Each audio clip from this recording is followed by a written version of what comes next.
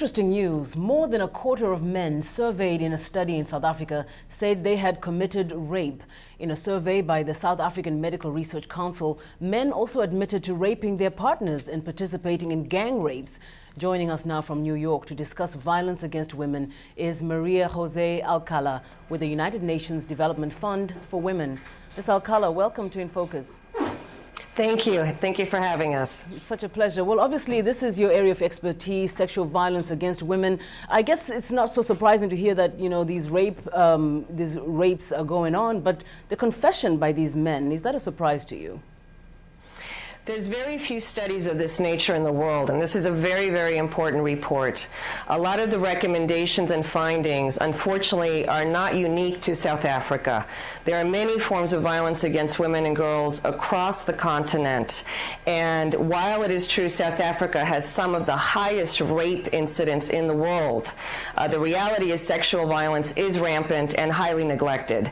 In the context of Africa, sadly, one that has been plagued by conflict in DRC, in Rwanda, and so forth, the levels of violence against women, the forms of sexual torture are severely alarming with devastating consequences, not only for peace and security, but for the lives of those women, their children, and communities. We should recall, for example, that during the Rwandan genocide of '94, as many as 500,000 of women and girls were raped in those months. And the neglect in terms of response is something that this report really brings to the fore, and governments across the region should really take note and respond. Let's talk about that response, government responsibility. What are the legal measures in place to protect the women and, of course, punish these perpetrators? On the more optimistic side, it is true that in recent years there has been a much greater attention placed to the adoption of national laws. However, they are quite inadequate. For example, many laws and policies are adopted without any resources at all attached to them. Without resources, there's no enforcement.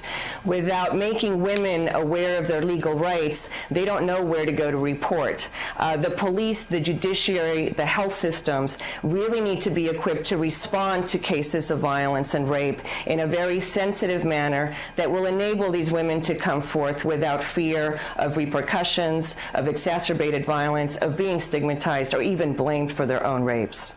Well, Ms. Maria Jose Alcala, that's all we have time for, but thank you so much for the insights you've shared on that issue. Thank you.